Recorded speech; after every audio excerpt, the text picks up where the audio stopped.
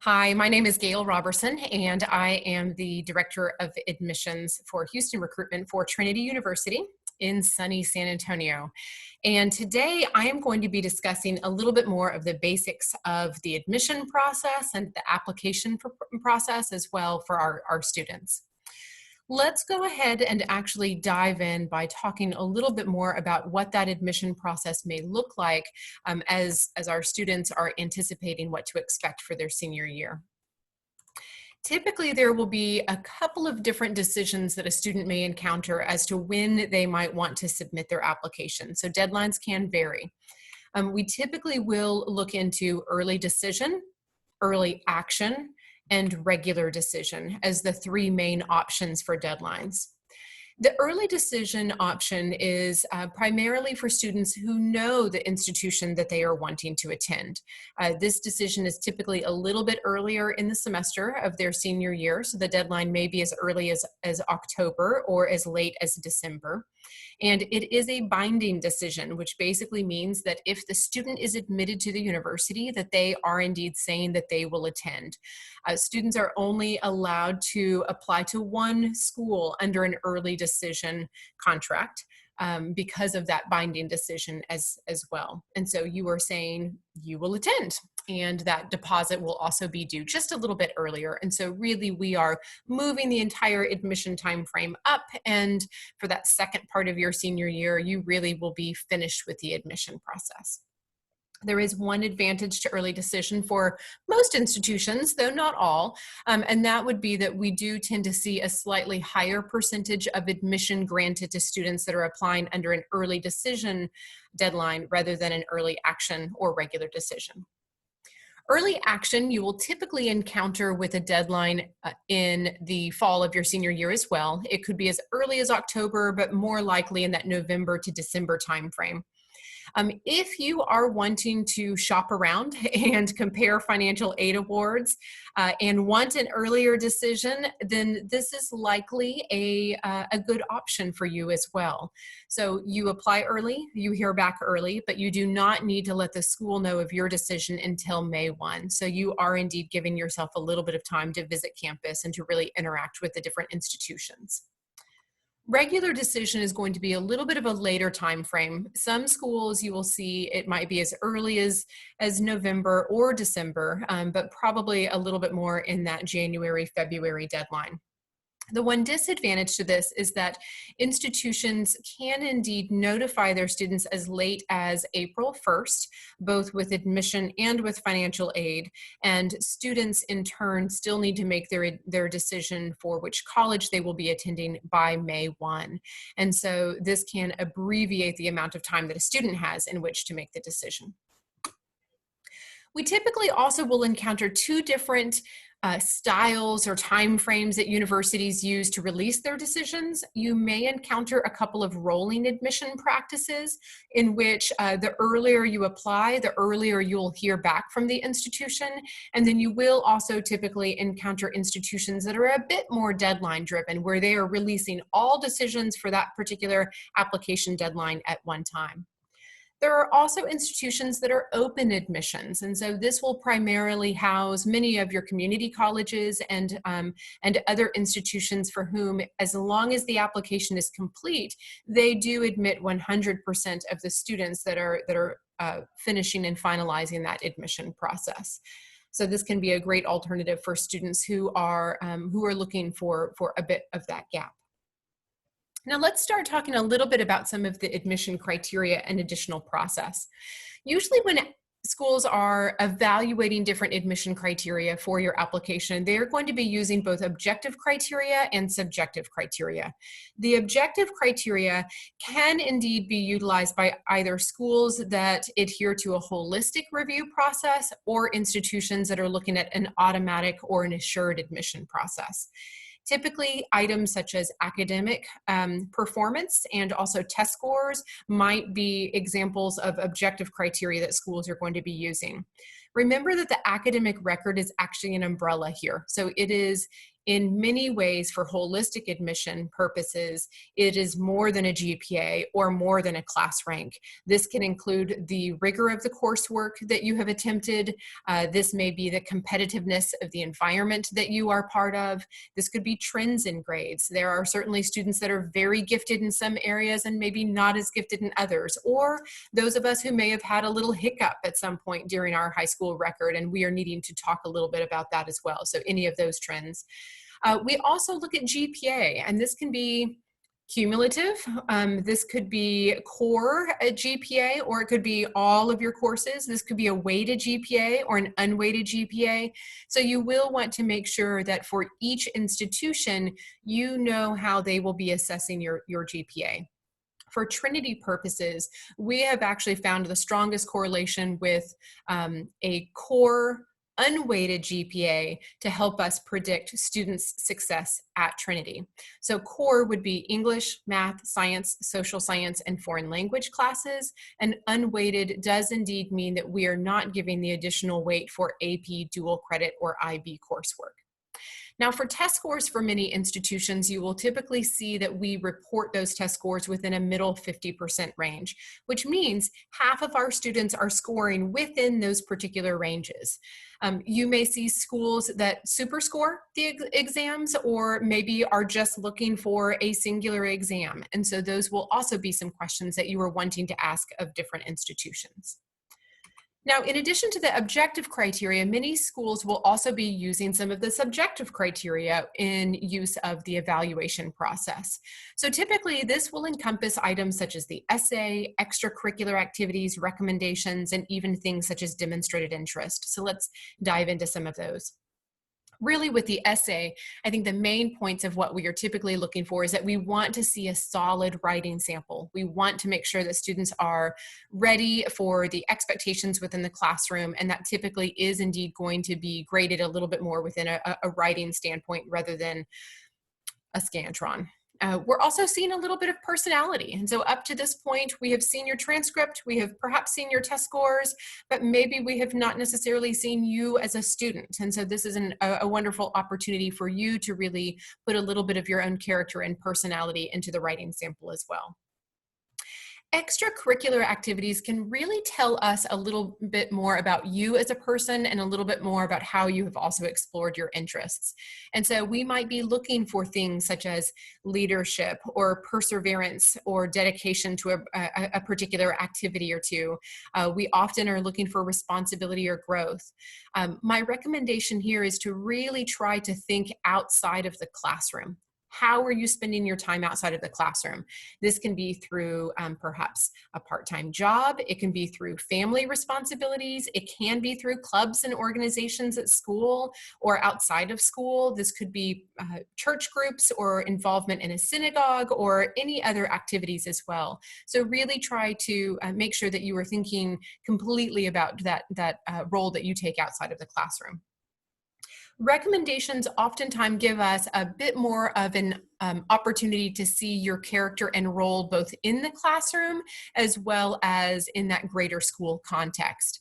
And so we get to see you as a student as well. And so we do want to see a council recommendation and a teacher recommendation at Trinity, though some institutions only need to have one, or recommendations may be optional. So certainly check into those as you were looking at different institutions.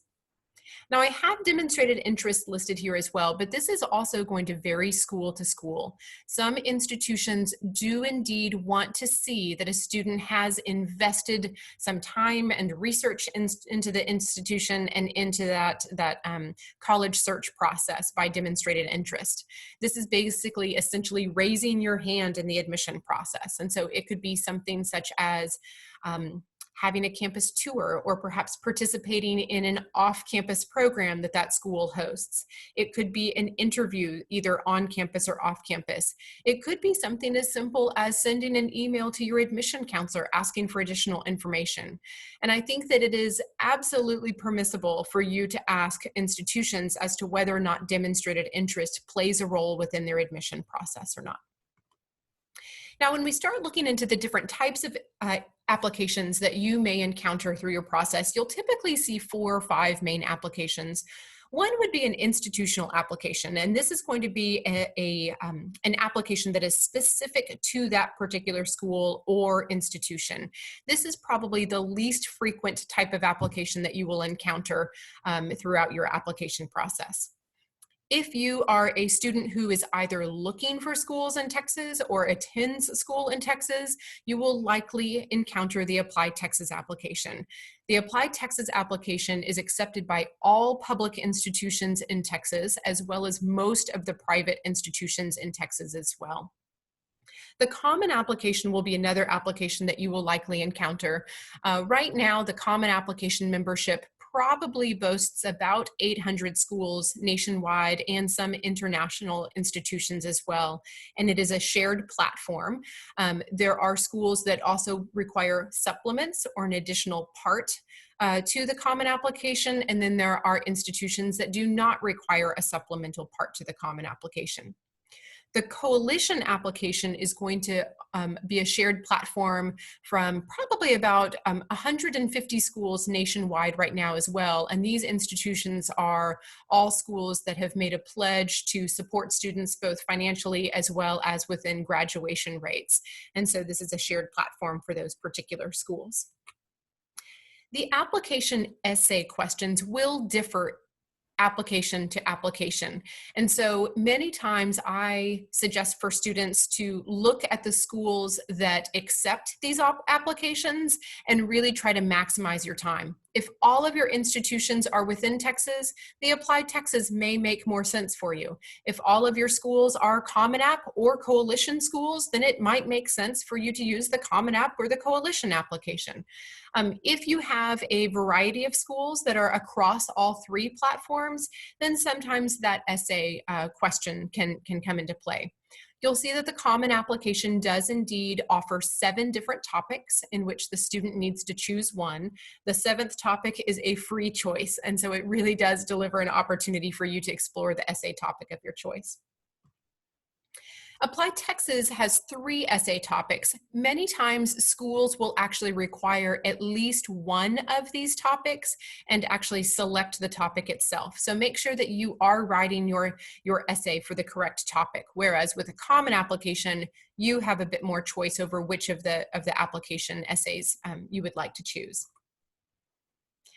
Now let's talk a little bit more about demonstrated interest as well, because this is typically an area where students have a bit of concern or perhaps just a little more unfamiliarity with what demonstrated interest may be.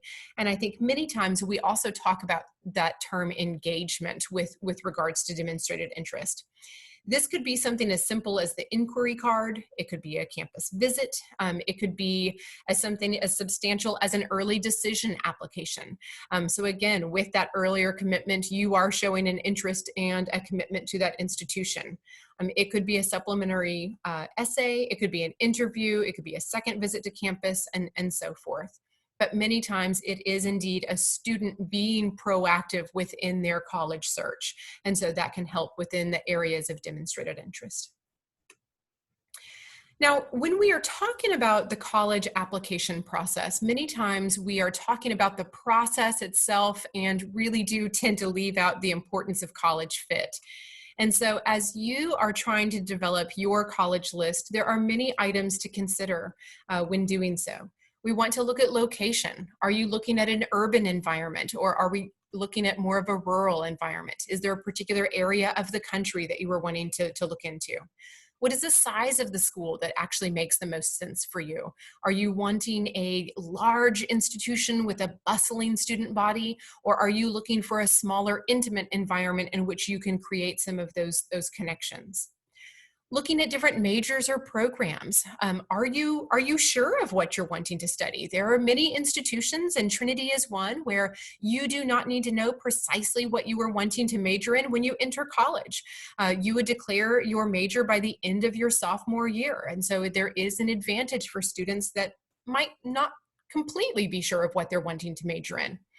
Then again, if you are looking at a very specialized program, perhaps you are needing to try to find a college that actually offers that particular program. Neuroscience, for example, is a program that is offered by a select few universities across the country. We certainly also want to look at cost, and we'll develop a bit more of a question list for this in just a couple of minutes with regards to finances. But we do want to walk into some of those expectations with our eyes wide open. We also want to make sure we're looking at the community and the environment.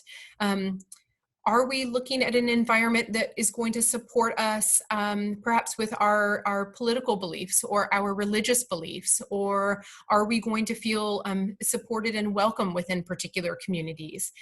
Is it going to be welcoming to all? So certainly we want to make sure that we have a sense of what that community spirit feels like. And also thinking about that level of challenge. I think that we are wanting to approach college with the idea of being challenged, but not being overwhelmed, and really trying to find a school that meets us in that careful balance in that middle. Talking a little bit more about campus visits, particularly with regards to that community feel, we want to make sure that you're getting a feel for the college campus. Make sure that you are connecting with those current students. As an admission professional, I will tell you everything I know, but I am not having the same experience as one of our current students. And so it is crucial that we ask our students what they love, what they would change, what has been the most surprising experience that they've had so far on campus, and really get a feel for what that student life looks like. We also want to know what the surrounding area looks like. Is it an area that we feel like we would fully explore? Is it a big city where we have internship opportunities and research opportunities just moments off campus? Or is it going to be a little more secluded, and making sure that it's that fit for us as well? We certainly want to scope out some of those college living arrangements. We want to look at the residence halls and the dining halls, the recreation center, the athletic facilities, the student commons. What are the facilities that are important to you? If you are thinking about a STEM field, we want to make sure that the labs are up to our expectations and really are offering some of those opportunities. If we are seeking accommodations in the classroom, what type of student services are available? What type of either accessibility or disability services might be available if we are wanting to take advantage of some of those opportunities as well? Right now, you will find that there is a plethora of virtual information on all college campus websites right now, with virtual tours, with opportunities for admission sessions and info sessions, interviews, student chats, faculty chats, and so forth. This can be a great way to really browse different colleges from your living room. And then certainly when we are able to get back to campus, taking full advantage of some of those campus visits. So right now, I want to go ahead and pause and talk just a little bit about where some of those other questions may be. I think for many of our students, we want to make sure that we are trying to explore all different areas of what that fit and what that campus visit might look like. Typically, I think students that are currently in your sophomore or in your junior year really want to know what they can do to make their application stand out and how they can put their best foot forward. One of the things that I would actually suggest is to, right now, focus on your classes and really explore within extracurricular activities those areas that interest you most. Testing, essays, the applications themselves, and even the interviews can all wait until that summer, at least before your senior year. That is a prime time to really start buckling down and thinking a little bit more about the application itself. As you are approaching the summer between your junior and your senior year, that would be a prime time to go ahead and start writing some of those admission essays and getting feedback on some of that information as well. I hope that this session has been helpful for you, exploring a little bit more about some of the basics of college admissions.